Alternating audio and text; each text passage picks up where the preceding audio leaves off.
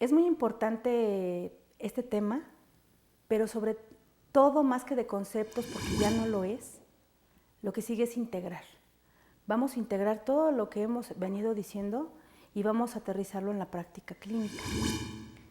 El objetivo de aprendizaje de esta plática es que vamos a poder conocer, analizar, manejar y valorar todas las variantes fisiológicas de los receptores y por lo tanto de los mecanismos de acción de los fármacos en la práctica clínica.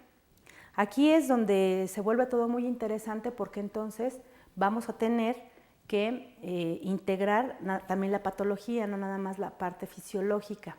Ahora, si nosotros revisamos en los libros qué es esto de las variantes fisiológicas, cuesta mucho trabajo encontrarlo. Realmente vienen los tipos, vienen las clasificaciones y en realidad no viene así un apartado como de variantes fisiológicas, pero es claro que el tema lo que busca no es ver cuáles son los tipos y cuál es la estructura de la señalización y todo esto que ya vimos, sino más bien ver cómo estas variantes funcionan, cómo interactúan estos mecanismos, estos receptores, cómo se acoplan sus ligandos y cuáles son las respuestas farmacológicas que se van a dar, que están implicadas en la práctica clínica, partiendo del contexto fisiológico, bioquímico, farmacológico, etc. Entonces ya es algo un poco más complicado, pero al mismo tiempo de que es más complicado es una situación que tenemos que abordarla ya. Ahora, ya habíamos revisado anteriormente los tipos de receptores, o sea, la clasificación. Ya habíamos mencionado varios, solamente las familias. Ahorita los vuelvo a señalar. Este esquema que estamos viendo aquí en la diapositiva es un esquema que nos enseña cuáles son los mecanismos de señalización una vez que tenemos algún tipo de receptor acoplado a una proteína G. Ahí vemos a la proteína G con sus 7 segmentos helicoidales a la mitad de la figura, acoplado al sistema de GTP y GDP, por ejemplo. Y también viene un listado de todos aquellos ligandos endógenos que se acoplan a todos esos receptores. Esta diapositiva me gusta y la puse aquí porque es un resumen de todo prácticamente. Ustedes lo ven y entonces ven el receptor GABA y ven que es un receptor que está acoplado a canal iónico. Es el segundo receptor que se encuentra, es el azulito más cortito que se nota tiene un canal en medio. Y este receptor está acoplado a canales iónicos, eso ya lo platicamos anteriormente. Vemos que como está acoplado a canales iónicos, entonces no está acoplado a un sistema de señalización. ¿Por qué? Porque lo que hace es que trabaja a través de cambios de gradiente de concentración electroquímico. Es decir, que cuando se activa se abre el canal y pasa el cloro. Ahora, recordemos que este no es propiamente un canal, también lo habíamos señalado anteriormente. Este receptor lo que tiene es que es una proteína estructural que tiene entre 15 y 17 subunidades formadas de manera helicoidal y que cuando se acopla al receptor, a la porción externa del receptor, un opioide, una benzodiazepina o el propio GABA, ¿qué sucede? Cambia de conformación la proteína y entonces el canal se abre. Es como si se desenrollara y se abre el canal y entonces pasa cloro, hiperpolariza la membrana y entonces ya no hay neurotransmisión. Por eso no requiere sistemas de señalización. En ese mismo receptor sabemos que se acopla el alcohol, de ahí que en las primeras etapas de activación de acoplamiento al alcohol, lo primero que sentimos es una tranquilidad, ¿no? Está tomando la gente, empieza a desinhibirse, empieza a platicar de otras cosas y al rato ya no nada más se activan esos receptores sino otros, entonces ya se empieza a reír, entonces ya empieza a bailar y después pasa, si tuviéramos aquí la ventana terapéutica veríamos, pasa al estado de intoxicación y empiezan todos los problemas, ¿no? Entonces, este receptor es muy importante porque regula muchas de las funciones que nosotros tenemos a cada momento. En esta diapositiva, ya con más calma, váyanla desmenuzando, váyanla analizando, váyanla correlacionando con los temas que hemos visto anteriormente y entonces nos vamos a dar cuenta que es básica para entender la dinámica entre la acción de varios receptores y por qué a veces un mismo fármaco puede interactuar con diferentes receptores o incluso con la misma célula. Aquí les voy a poner varios ejemplos. Este tema se presta para eso. Por ejemplo, en una célula parietal del estómago tenemos receptores adrenérgicos, tenemos receptores colinérgicos, tenemos receptores histaminérgicos y tenemos receptores para prostaglandinas. Aquí lo puse en 3 lugares antes de terminar el listado, no como prostaglandinas, sino como eicosanoides, que son prostaglandinas. Entonces, como ven, una sola célula, vean todos los receptores que tiene. ¿Y para qué? ¿Para qué sirve? Bueno, sirve, por ejemplo, cuando la adrenalina o el agonista adrenérgico llega y se pega en el receptor adrenérgico, lo que sigue es que hay producción de ácido clorhídrico porque hay activación de la proteína GS y toda la señalización del sistema de la adenilato ciclasa que ya dijimos será ATP, AMP cíclico, calcio y ácido clorhídrico. Entonces, hay acidez estomacal. Bueno, colinérgicos.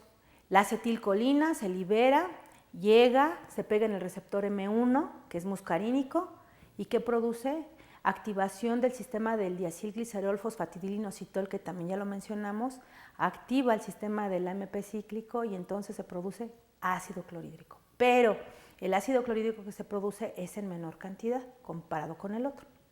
Receptores adrenérgicos. Estos los utilizo mucho o me gusta mucho utilizarlos como ejemplo porque son los más fáciles de entender. Entonces aquí tenemos, por ejemplo, que los adrenérgicos se encuentran en el sistema cardiovascular. ¿Qué hacen? Bueno, pues los que están en corazón y los que están en los grandes vasos lo que hacen es producir vasoconstricción y aumento de la frecuencia cardíaca. Pero los que se encuentran en los pequeños vasos, por ejemplo alfa 1, producen vasodilatación e incluso al producir vasodilatación, pues aumento de la frecuencia cardíaca y de la presión arterial de los grandes vasos. Es un mecanismo compensatorio que se produce cada vez de que pudiera haber un encharcamiento en los vasos más pequeños. Este sistema cardiovascular puede ser antagonizado o agonizado por algunos fármacos. En el recuadro que está ahí ustedes pueden ver el grupo de fármacos que están participando en este grupo. Algunos agonizan, algunos antagonizan. Los que antagonizan, son antihipertensivos y los que agonizan se utilizan como adyuvantes en enfermedades en donde hay insuficiencia cardíaca, por ejemplo, o hay isquemia, o bien en enfermedades inmunológicas del tracto respiratorio, por ejemplo, el asma. ¿Dónde más se encuentran los receptores adrenérgicos? Pues se encuentran en el sistema nervioso central. En el sistema nervioso central no tenemos adrenalina, eso que nos quede claro, ya lo sabemos muy bien. En el sistema nervioso central tenemos vasos sanguíneos, en la parte donde tiene que haber vasos, y dentro de los vasos hay adrenalina. Pero bueno, esos vasos no son sistema nervioso central, son sistema cardiovascular que está incluido dentro del sistema nervioso central. En el sistema nervioso central lo que tenemos es adrenalina solamente, y la adrenalina se encuentra en las vesículas que están dentro de los cuerpos neuronales y que se utilizan para neurotransmisión. No hay adrenalina. Ahora, en la periferia, las concentraciones más altas que hay son de adrenalina, no de noradrenalina. De hecho, el reservorio de la adrenalina es la noradrenalina. ¿Qué quiero decir con esto? Que mientras la adrenalina está libre en sangre, actúa rápido, pero también el sistema de monoaminoxidasas que está en sangre rápidamente la hidroliza. Y mientras está en forma de noradrenalina, el sistema de hidrolasas lo que hace es romperla y formarla a adrenalina. Entonces es un reservorio. Es la manera en que nosotros nos mantenemos vivos. Bueno, receptores adrenérgicos también hay en el páncreas, en las células beta del páncreas, de hecho. Pero aquí el efecto que pasa cuando se estimula una célula beta por un agonista adrenérgico, justamente es el contrario a lo que hemos estado viendo. Casi ahorita todos hemos visto que vaya, estimula y produce un efecto. Bueno, aquí también produce un efecto, nada más que el efecto es no lo que quisiéramos, o sea, lo que hace es evitar la secreción de insulina. Entonces, si evita la secreción de insulina, no hay transporte de glucosa hacia todos los tejidos. Ahora, Esto está bien cuando estamos en el periodo intermedio entre cada comida. O sea, una vez que ya comimos, no necesitamos tener tantos niveles de insulina en la sangre porque no tenemos glucosa en la sangre que transportar. Pero se vuelve un problema cuando estamos en la etapa de la digestión, o sea, cuando estamos en la etapa cefálica, la de la digestión, o en la parte estomacal o en la de absorción, ahí sí es un problema. ¿Por qué? Pues porque necesitamos insulina para que todo el azúcar que se va absorbiendo vaya siendo llevada a sus depósitos. Entonces ahí sí es un problema.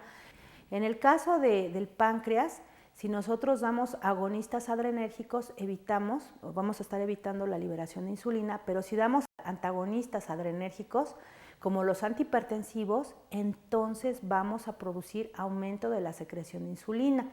¿Por qué lo señalo? Porque en el paciente hipertenso descompensado hay hiperinsulinemia. ¿Sí? En un principio puede haber hipoinsulinemia, pero cuando se descompensa puede haber hiperinsulinemia y eso trae como consecuencia hipoglicemia también. Entonces, son de esas características que nosotros tenemos que tomar en cuenta una vez que vamos a dar un fármaco. ¿Cuáles son los efectos farmacológicos que se pueden presentar? Para eso es esta clase. Y bueno, y todas las de farma. No es para no dar, sino es para ver cómo vamos a darle un manejo adecuado al paciente. Bueno, en el caso del sistema renal también tiene efecto. Cada vez de que los agonistas adrenérgicos se pegan a la arteria renal, producen aumento de la tensión del vaso, que trae como consecuencia isquemia del riñón. Y si hay isquemia del riñón, la corteza renal lo detecta y entonces comienza a liberar todos aquellos factores que nosotros conocemos como el sistema de renina-angiotensina-aldosterona, que al final trae como consecuencia jalar más volumen al cuerpo y hacer que la presión baje, pero si esto no se controla, lo que trae como consecuencia es hipertensión arterial. Entonces, esto lo pueden producir los agonistas adrenérgicos. Los antagonistas adrenérgicos mejoran la perfusión de la arteria renal y también del riñón y entonces evitan justamente la liberación del sistema renina-angiotensina. La clasificación de los opioides es vasta, es enorme. Pero aquí nada más estoy mencionando los principales que están involucrados directamente con el manejo del dolor, o sea, con la producción del dolor y la analgesia, las dos cosas. Bueno, entonces los receptores Mu involucrados en la analgesia son Mu1, Mu2 y Mu3. Los kappa 1 y kappa 2 y los delta del 1 al 3 y ambos, bueno, los delta todos son para la analgesia y los otros tienen alteraciones de otro tipo. Por ejemplo, en el caso de Mu, produce disforia. Y esto los pacientes se los dicen, sobre todo los que consumen drogas de abuso. Pues se toman una morfina, bueno, cualquier opioide de abuso, y no todos dicen, me sentí muy bien, me encantó, lo quiero volver a hacer. Casi siempre lo vuelven a repetir porque el grupo al que pertenecen presiona para que lo vuelvan a hacer. Pero muchas veces ellos lo que sintieron fue náusea, fue malestar, fue mareo, fue cefalea. ¿Por qué? Porque la activación de Mu1 a Mu3 da como consecuencia analgesia, pero también efectos desagradables, muy desagradables e incluso depresión respiratoria, que es de lo que a veces se muere la gente que abusa de estos fármacos. Kappa 1 y kappa 2 también tiene disforia, también produce estados de disforia, pero sobre todo produce analgesia. Y delta solo analgesia, es decir, que cada vez de que los fármacos llegan y agonizan el receptor, producen analgesia. Podemos ver en el dibujito que está ahí la sinapsis de los opioides y vemos claramente cómo la manera en cómo funcionan es la siguiente. Una vez que el ligando endógeno se ha acoplado al receptor, inmediatamente lo que sucede es que hay una estimulación de una proteína G inhibitoria. Esta proteína G inhibitoria lo que va a producir es un desacoplamiento del sistema de adenilato ciclasa y por lo tanto va a mantener abierto el canal de potasio.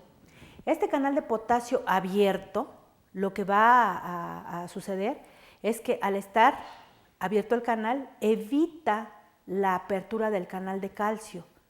Si no hay calcio, si el canal de calcio no se vuelve funcional, inmediatamente lo que sucede es que no hay exocitosis. ¿Sí? Si no hay exocitosis, no hay neurotransmisión dolorosa. Y aquí es eureka, aquí es maravilloso, porque si no hay neurotransmisión del dolor, no hay dolor. Entonces es el mecanismo por el cual se produce analgesia a través de los opioides. Ahora bien, vemos que cuando hablamos de las enfermedades, por ejemplo, de hipertensión arterial y hablamos de tratamientos, es bien difícil manejar al paciente. ¿Por qué? Pues porque depende del grado de evolución en el que se encuentre la enfermedad hipertensiva. Supongamos que cumple los requisitos de acuerdo a la norma para el manejo de hipertensión arterial, cumple los requisitos como monoterapia, lo que nosotros tendríamos que darle pues es un diurético. ¿Cuál? Vamos a pensar en furosemide. Las primeras veces, porque recordemos, furosemide potencia la liberación de potasio, entonces pues hay alteraciones eléctricas en el corazón y en el sistema nervioso por falta de potasio.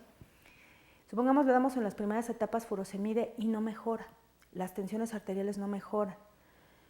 No mejora nada y sí empieza a deteriorarse por la pérdida de potasio. Entonces le asociamos un beta-adrenérgico, antagonista beta-adrenérgico. ¿Cuál? Metoprolol. ¿Y por qué? ¿Y por qué metoprolol y no propranolol? Pues porque ya quedamos que el propranolol puede producir tolerancia y dependencia física y síndrome de abstinencia, todo lo que ya señalamos. Por eso no, porque es un fármaco que ya se ha comprobado que en poco tiempo ya no va a funcionar y que el metoprolol, a ser específico para los vasos sanguíneos, cardioprotege, o sea, protege el corazón y entonces modifica la presión arterial sin modificar el corazón. Es muy buen medicamento. Entonces, cuando se asocian, ¿qué sucede? ¿Cuál es la interacción? Es una interacción de tipo fisiológico, por eso son variantes fisiológicas. Luego tenemos otras enfermedades, por ejemplo, la diabetes mellitus. Esta diabetes mellitus, igual, cuando se va a manejar, primero se maneja con fármacos que solamente estimulen la liberación de insulina, las sulfonilureas y las biguanidas, ¿no? Entonces estas van a estimular la célula beta y entonces se libera insulina, si es que todavía se puede liberar, y hace todo su efecto. Si no es suficiente, entonces se dan biguanidas, metformina por ejemplo, y entonces actúa a nivel del metabolismo, evitando la liberación de glucosa y la asimilación de la misma. Hay indicaciones claras, por ejemplo, la metformina está indicada solamente para el paciente diabético obeso o con sobrepeso, no con el paciente diabético deteriorado. De hecho, la metformina en otro ámbito se utiliza para bajar de peso. Entonces, pero una de las reacciones adversas que se presentan son acidosis láctica, de tal manera que tampoco podemos estar pensando en utilizar este tipo de fármacos que pueden producir reacciones adversas tan severas. Síndromes dolorosos. ¿Cómo puedo manejar yo un síndrome doloroso a través de las interacciones? Pues ya lo ponía yo ahí en las respuestas farmacológicas. Si yo asocio paracetamol con tramadol, puedo manejar un síndrome doloroso con dosis menores. También puedo asociar o crear regímenes de dosificación en donde le doy dosis altas de analgésico primero y después le asocio un antiinflamatorio una vez que he dejado de dar el analgésico. En el caso de los síndromes diarreicos también, si tiene diarrea el paciente y ya dejé el tiempo de que debe de tener diarrea, pues le puedo asociar un fármaco opioide que le produzca estreñimiento. Ya quedamos que los opioides producen estreñimiento. Entonces le puedo dar un opioide que le produzca estreñimiento y entonces deje de tener esas evacuaciones. O también el dar soluciones electrolíticas, son fármacos, va a mejorar su estado de hidratación. Y si nada más era cosa de expulsar una toxina, con el mejorar el estado de hidratación, también el paciente va a tener sus propios mecanismos pues más restablecidos o mejor restablecidos y por lo tanto va a tener una mejor respuesta terapéutica. Como ven, el conocer la funcionalidad de los receptores nos puede ayudar prácticamente, bueno, no puedo decir que en todo porque el ser humano es impredecible, pero sí nos puede ayudar, es una herramienta maravillosa para crear regímenes de dosificación que sean individualizados, que sean racionalizados y que sean dirigidos exactamente a la patología que es la que está teniendo ese paciente en ese momento. Bueno, si integramos todos los temas, podemos decir que el conocer los mecanismos de acción de los fármacos nos ayudará a crear regímenes de dosificación bien dirigidos, a evitar reacciones adversas, las más que se puedan, y sobre todo a proporcionarle una mejoría a nuestro paciente sin tanto gasto, en menos tiempo y sin tantas preocupaciones. Agradezco ampliamente a la Universidad Nacional Autónoma de México, al Instituto Nacional de Educación Médica Continua, por haberme invitado a participar en este maravilloso diplomado que se está presentando. Mi nombre es Susana Tera Ponce, soy egresada del Departamento de Farmacología de la UNAM y les agradezco su participación.